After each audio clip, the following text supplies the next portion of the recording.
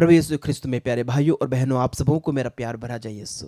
आज हम अनंत चिंतन करेंगे संत मत्ती का सुसमाचार अध्याय 13 पवित्र वचन 36 से लेकर 43 तक। यीशु लोगों को विदा कर घर लौटे।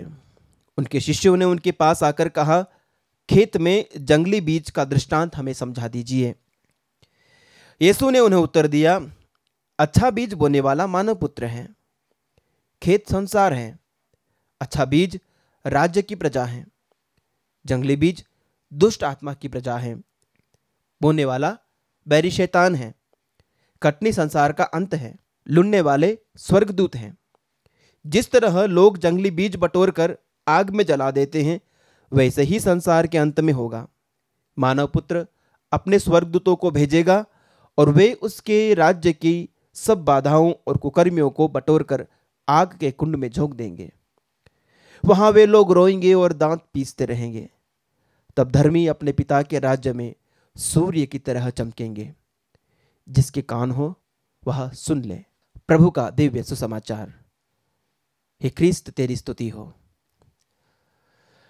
प्रभु यीशु ख्रिस्त में प्यारे भाइयों और बहनों, संत मत्ती के सुसमाचार के अध्याय 13 में हम स्वर्ग राज्य से संबंधित विभिन्न प्रकार के दृष्टांतों को सुनते हैं। आज का जो अंश हमने सुना है वह संत मत्ती 13 वचन 24 से लेकर 30 में सुनाए गए दृष्टांत की व्याख्या है। प्रभु एक दृष्टांत सुनाते हैं जिसमें वो बोलते हैं कि एक बीज बोने वाला अपने खेत में बीज बोकर चला जाता है, और यहाँ पर प्रभु एक दृष्टांत सुनाते हैं जिसमें एक व्यक्ति ने अच्छा बीज बोया। जब वो बीज बो के चला गया तो एक उसका बेरी आकर जंगली बीज बोकर चला जाता है, और फिर दोनों बीज साथ में उगते हैं, बढ़ते हैं। जब उसमें फल आने लगते हैं तब दोनों में फ़र्क मालूम पड़ता है कि जंगली बीज भी हैं बीच में। और फिर बाद में सेवक आके कहते हैं कि हम जंगली बीज को उखाड़ के फेंक दें, तो स्वामी कहता है नहीं, दोनों को बढ़ने दो। जब फसल पक जाएगी तो पहले जंगली को अलग कर लेंगे और जंगली को जला दिया जाएगा और अच्छे बीज को बखारों में जमा किया जाएगा। तो ये कहानी थी। उस कहानी को प्रभु अब व्याख्या कर रहे हैं, क्योंकि शिष्यों ने बताया है, शिष्यों ने पूछा है कि प्रभु हमें उस दृष्टांत का अर्थ समझा दीजिए। प्रभु बतलाते हैं कि ये बीज क्या हैं और बोने वाले कौन हैं। तो उसमें अच्छा बीज बोने वाला मानव पुत्र है और बुरा बीज बोने वाला बैरी शैतान है। और ये जो खेत हैं वो हैं ये पूरा संसार, और अच्छे बीज ईश्वर की प्रजा हैं, बुरे बीज शैतान की प्रजा हैं। और दोनों का अंत में क्या हश्र होता है वो हम देखते हैं कि जंगली बीज यानी जो बुरी शैतान की प्रजा हैं उन्हें नरक में अंत में बटोर करके डाल दिया जाएगा, जहां वे रोएंगे और दांत पीसते रहेंगे। और ईश्वर की जो प्रजा हैं, जो अच्छे बीज वाले लोग हैं, वो धर्मी जन पिता के राज्य में सूर्य की तरह चमकेंगे। प्रभु अंत में कहते हैं, जिनके सुनने के कान हो वे सुन लें, जिनको मेरी बातें समझ में आती समझ लें, जिनके सुनने के कान हो वो सुन लो। क्या हम प्रभु की इन बातों को सुनने के लिए तैयार हैं? हम प्रभु की इन बातों को समझने के लिए तैयार हैं?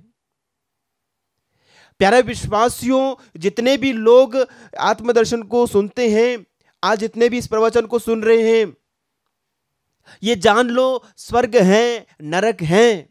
हम सब की गिनती एक दिन अच्छे बीज और जंगली बीज के रूप में होनी है। संसार के अंत में जब कटनी होगी तो सबको बटोरा जाएगा। जब मैं बटोरा जाऊंगा तो मैं किधर होऊंगा? जिसके सुनने के कान हो वो आज ही सुन लो। जिसकी समझने की बुद्धि है आज ही समझ लो, मैं कौन सा बीज हूं, मैं कौन सा बीज हूं। जानते हो कब वो पता चला कि कौन सा जंगली बीज है और कौन सा असली बीज है और कौन सा अच्छा बीज है? जब दोनों में फल आने लगे। मेरी पहचान मेरे फल से होती है। मेरी पहचान मेरे फल से होगी कि मैं अच्छा हूं कि बुरा हूं। मेरे फल अच्छे हैं तो मैं अच्छा फल हूं, मेरे फल बुरे हैं तो मैं बुरा हूं।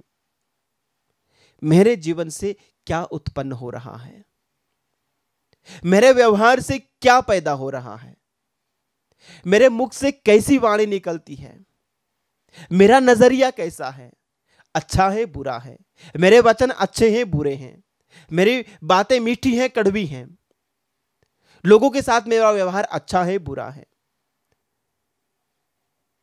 ये बताएगा कि मैं अच्छा फल हूं कि बुरा फल हूं। अंत में मैं नरक में डाला जाऊंगा, हमेशा के लिए धधकने वाली अग्नि में डाला जाऊंगा, या फिर स्वर्ग में संतों दूतों के साथ सूर्य के समान चमकूंगा अनादि काल तक। मुझे क्या चाहिए? जिसके सुनने के कान हैं वे सुन लें। आमीन।